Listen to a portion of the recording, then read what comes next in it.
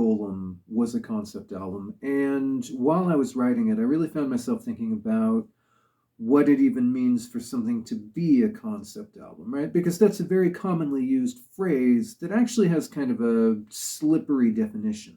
And for whatever reason, that question really stuck with me after I had finished writing that album. And I thought about it a lot, and it really started to seem to me like there are actually a few different types of albums that all kind of fall under the heading of concept album, but that each sort of have a different method and approach and kind of set of values and goals. So I thought it might be interesting to lay out those categories as I've come to understand them, to kind of talk about what the boundaries are between them and look at a few examples. As a philosophical matter, right, I'd say that the big difference between the different varieties is if your goal as a listener is to extract some kind of meaning from those, what do you have to use to do that, right? What do you have to draw on? What analytical framework do you have to bring to get that album? And can you do that just based on the music alone? Or do you need some kind of extra textual, like liner notes or interviews or things like that? Real quick before I go on, I'm Hans from Electric Brain, Electric Shadow. You can listen to our concept album, The Golem, on Bandcamp, Spotify, wherever else.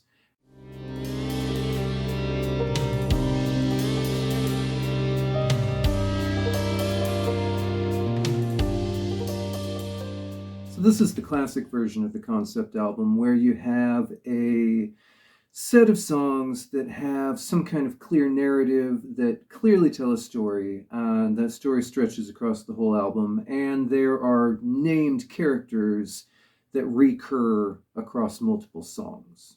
And with this type of album, it should be really clear what's happening and who those characters are just from the lyrics.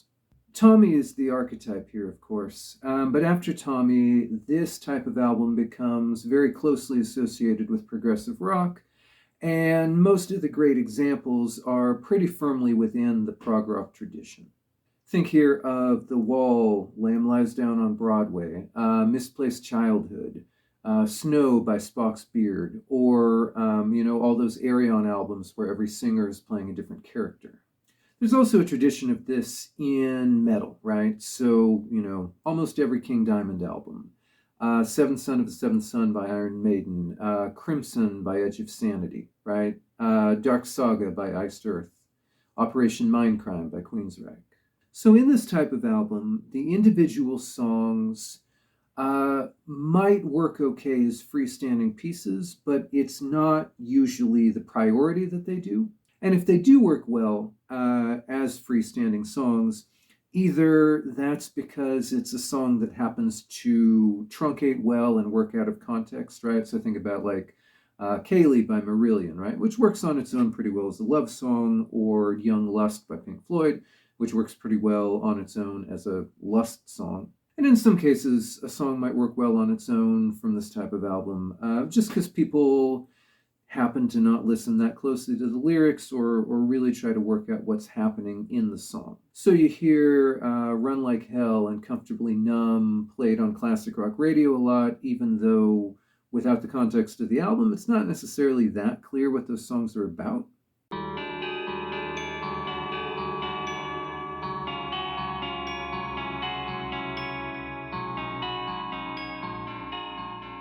So this is basically like the rock opera, but with all the narrative tissue taken out of it, right?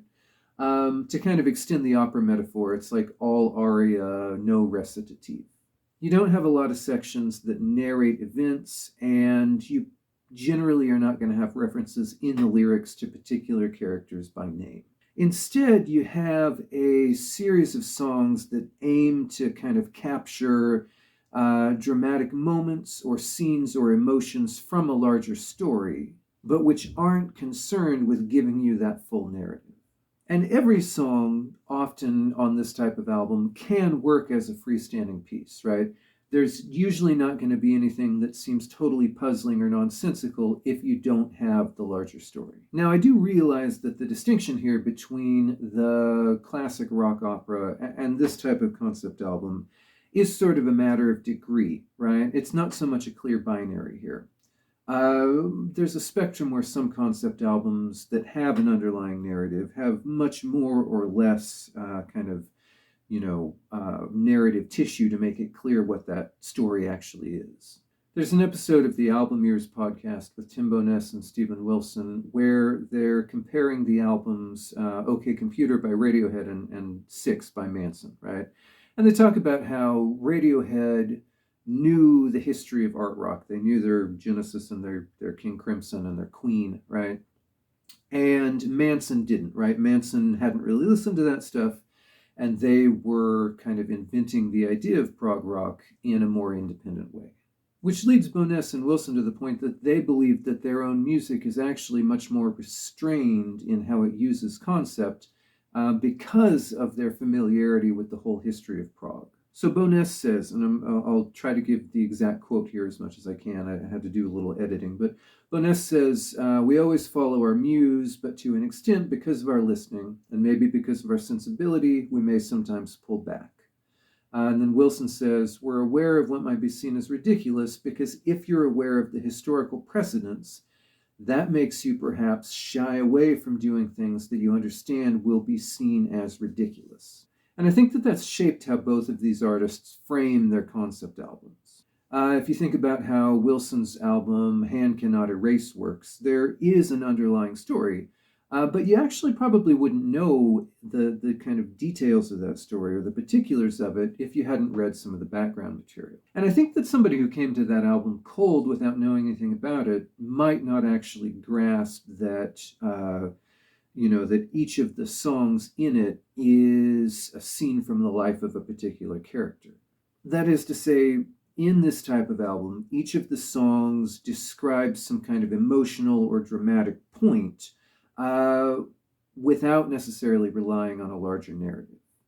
You could say the same of the Porcupine Tree album Deadwing, which I know that album was supposed to be a companion to a film. I've been listening to that album since it came out, and I couldn't begin to tell you, what the plot of the film would be or who the characters are. I couldn't write a screenplay for a film based on that album. I think I could take Lamb Lies Down on Broadway and write a screenplay about it, right? Or like The Wall, the film of The Wall is essentially just an illustration of what's happening continuously in the album. You couldn't do that with something like Deadwing and have it make any sense at all. So this type of album, I think, is very popular with artists who are not from the prog tradition because it allows you to make something that has more of a sense of unity and flow as a work without some of the openness to ridicule that a classic rock opera might bring. I've heard of The Downward Spiral by Nine Inch Nails referred to as a concept album, right? In the sense that it tracks the kind of mental dissolution of a particular protagonist, but it's also totally intelligible as a set of freestanding songs. You could also look at, Diamond Dogs or Ziggy Stardust, right? There's some kind of an underlying kind of story or idea there, but they're more interested in like a set of scenes and little character sketches than really in anything that's internally consistent the whole way through and that has a clear kind of narrative arc to it. This is also, I think, a form that is very popular for concept albums about a relationship, right? Where you have a series of emotional moments in a relationship being documented in a kind of a linear way, but where you don't really have named characters or an arc in the same sense. So No Man, Love You to Bits, to bring back the example of Bowness and Wilson. I'd put in that category maybe Phases and Stages by Willie Nelson, Darkest Days by Stabbing Westward. The list here is really quite long, I think, because this type of concept album is, less restrained by genre than the rock opera, which is really very tied to a particular subgenre of rock music.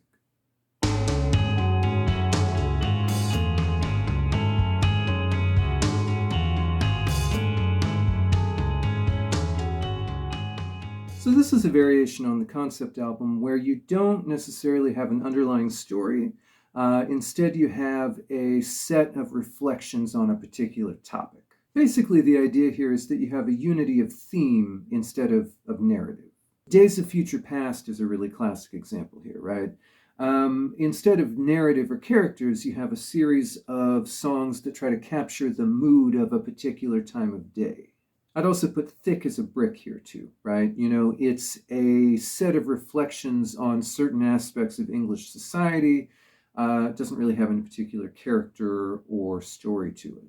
Roger Waters really likes this format. I'd say Amused to Death, Final Cut, Dark Side of the Moon, Wish You Were Here. Those are really all albums that are more a series of thoughts about a particular idea, less something with a consistent underlying story. This is another type of concept album that is pretty popular outside of prog rock because in some sense, it's really just an extension of what most artists are going to do anyway, right?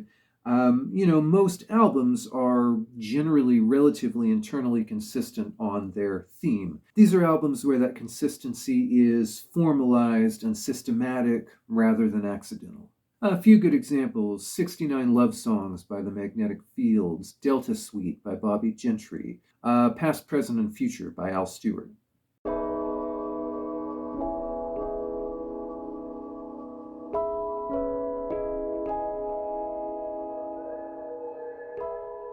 So in the classic sense, programmatic symphony is an instrumental work that's built around either a story, like Symphonie Fantastique by Hector Berlioz, or around some kind of a set of themes like Four Seasons by Vivaldi. And I think there's an equivalent tradition of instrumental rock albums which are designed to convey a particular concept.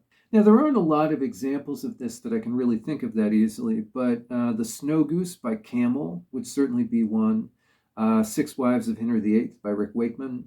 A more recent example would be One Day by Atlantean Flood, which is an instrumental album about the phases of one day, right?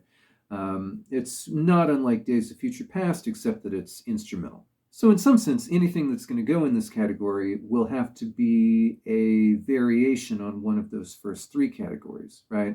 But the difference here is that where those first three categories might be more or less intelligible on their own, here, because it is instrumental, you're really probably going to need some kind of external material to help identify that concept and to really kind of give you a clear framework for what the music is trying to convey. No matter how big of a history buff you might be, I don't know if anybody can listen to Six Wives of Henry VIII and, match the song to the wife just based on the songs alone.